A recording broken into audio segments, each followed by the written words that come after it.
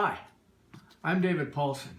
I'm a writer. Right now I'm doing one of the two things that I like to do most in life. I'm working on my next book.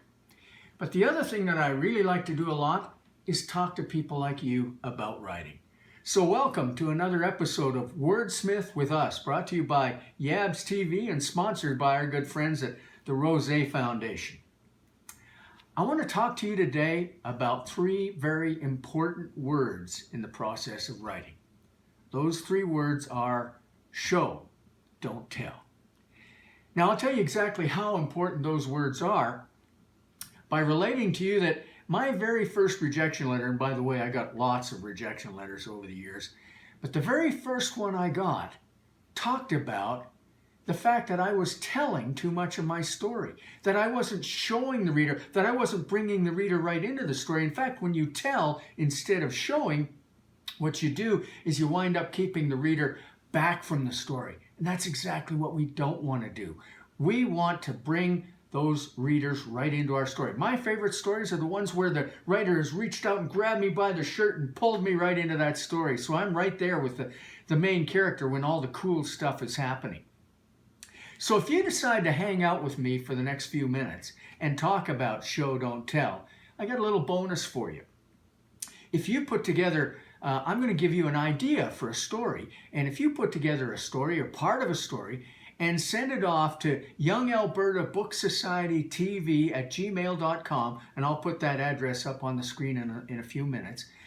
If you do that before July 31st, on August the 6th, I will come back on a second kind of follow-up video to this one and talk about your piece of writing and give you some feedback. So now back to show, don't tell, and why it's so important. Got something that you might like to see. This is something I call the fiction table. Now, as you can see, our fiction table has 4 supports, just like a table has 4 legs. And I'm not going to talk a lot about these supports because I know that you guys pretty well know this stuff. But those 4 supports are plot, which of course is the events of the story, what happens in the story. Then we have setting, and that's the where the story takes place and when the story takes place.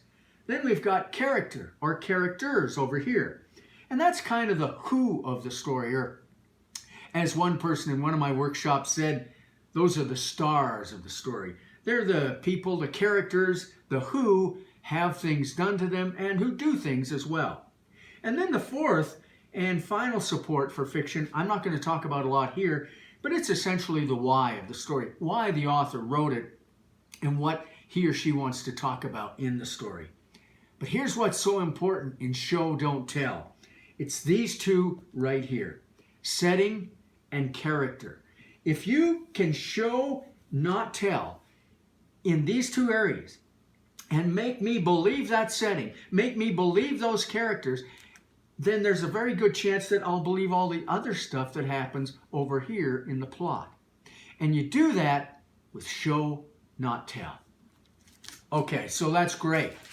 But my problem was when I got that rejection letter and it said I was telling, not showing, I didn't know what they were talking about. And I had to kind of figure it out. So let's see if we can come up with an example.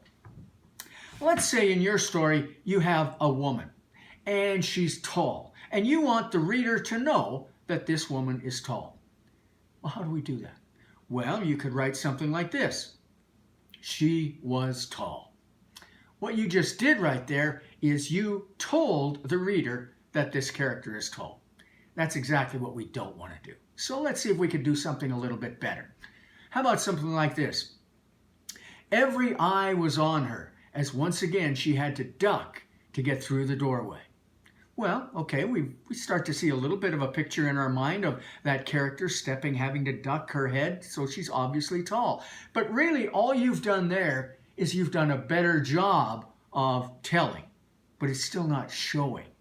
So let's see if we can come up with something maybe a little bit better than that. And I'll just read something to you very quickly right here. No one spoke.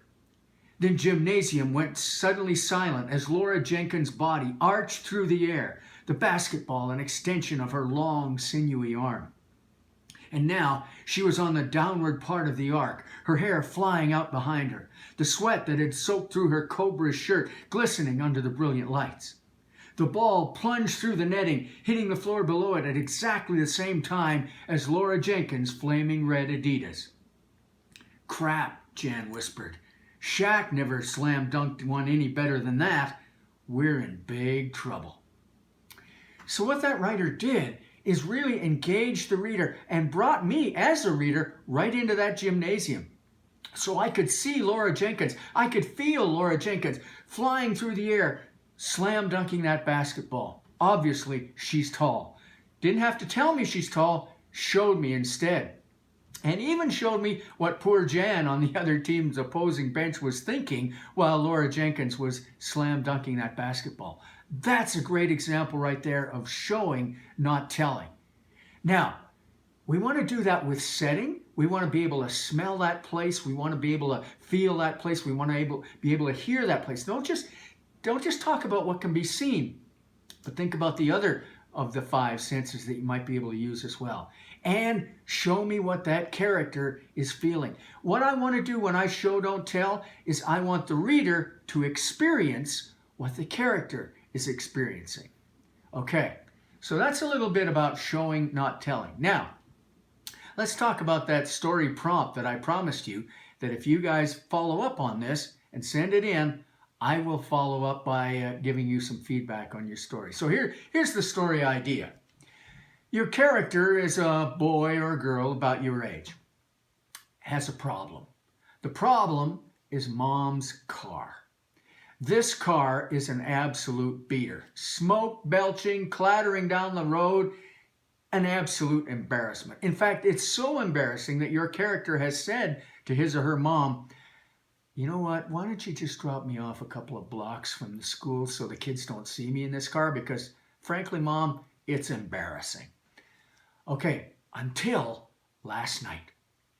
Last night, your character was upstairs in his or her bedroom, heard a noise outside, went to the window, looked out, and here was Mom pulling into the driveway in a brand new shiny sports car.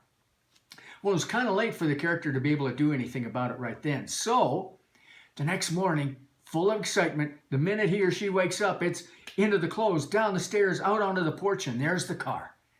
Now, what I want you to do is show me that scene. I want you to be able to show me that car, show me that porch, show me that day, that morning out there, and especially show me how that character is feeling as he or she looks at that car. I want to be able to smell that car. I want to be able to feel that car. I want to be able to feel that morning. And most of all, I want to experience what that character is experiencing as he or she looks at that car. So, your challenge, to write it. Make it so real, so believable that you grab me by the shirt and pull me right into that story so I'm right there on the porch with your character. That's how you do it, by showing, not telling. So, write it, send it off to YoungAlbertaBookSocietyTV at gmail.com by July 31st, and on August the 6th, we'll get together again, and I'll give you some feedback into your story. All right? So, that's it. Show, don't tell. I'm David Poulsen, bidding you so long for now. Keep reading, keep writing. We'll talk again on August the 6th. I got to get back to my story, okay? So long.